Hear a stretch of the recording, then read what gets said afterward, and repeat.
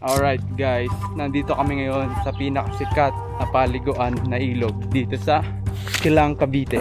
Dito lang yan sa nag-iisa at walang katulad na Ayongs Adventure Park. Welcome.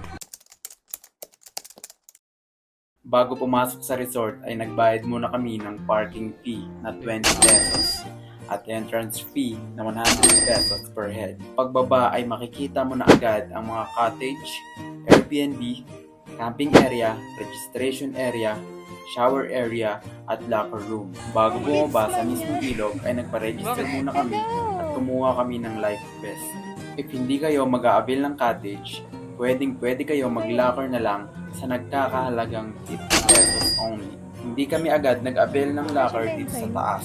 Doon na kami nag-avail ng locker sa mismong tabi ng ilog. Ang una nga namin ginawa dito is pumunta kami sa waterfalls. Para makapunta doon ay kailangan magbangka at may additional na bayad ng 50 pesos per head only. Ito yung bangka namin guys. Let's go! Napaka-solid ng adventure na to. Nakapagbangka na kami, nakapag-cliff diving pa ako. Layo! At nakaligo pa kami sa napaka-solid na falls. Yep, that's me. You're probably wondering how I ended up in this situation.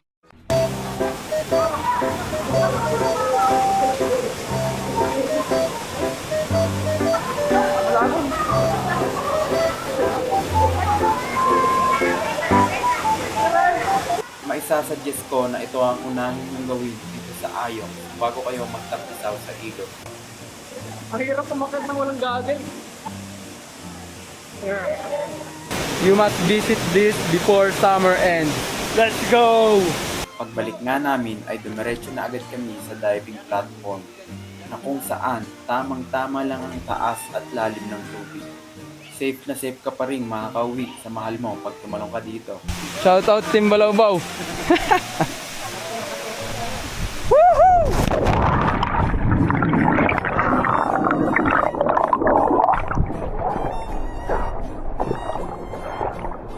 Pagkatapos nga ay nag-flex muna ako. At sunod nga namin ginawa is nag-slide. Tapos sinubukan ko rin ang duyan nila. Gusto ko sana mag-muscle up, kaso masyadong makapal yung bars.